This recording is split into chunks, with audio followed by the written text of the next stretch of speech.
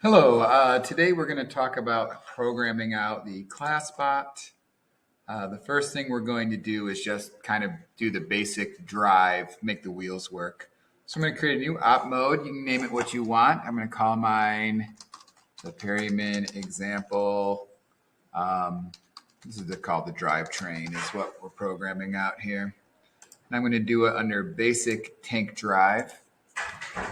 So this is very simple. This pops up, and if you've already configured your robot correctly, this should be kind of done for you. Just to show what this looks like, so whatever you named your motors, either left or right, um, that will go in. Now, if I want to put in the arm, hopefully you've already configured the arm. That's the core hex motor.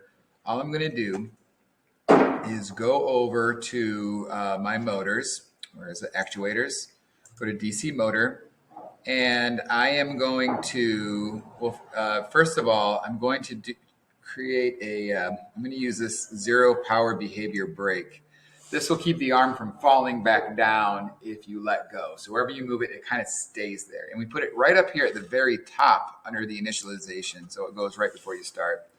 The next thing I'm going to do is I'm going to just go to gamepad very quickly here. Where did it go? Here it is.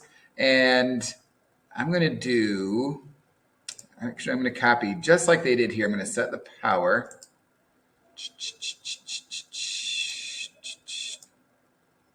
Where is it? Set arm power. 2, and I'm going to kind of copy this one down here. And I'm going to make it gamepad 2. So you can set up another gamepad, another player can do it, and they can use their, now maybe you want to use left stick X to do it. It has to be one of the sticks because they're sensitive to how much pressure it goes.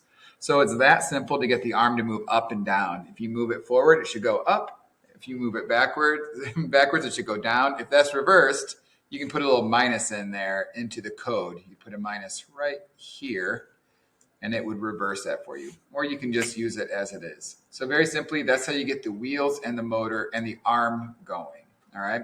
And you should have programmed them and configured them. The wheels are the ultraplanetary motors, and the arm is a core hex motor. And make sure you give them good names. The wheels, right motor, right or left. And for the arm, give it a name like arm or something else that kind of makes sense for you.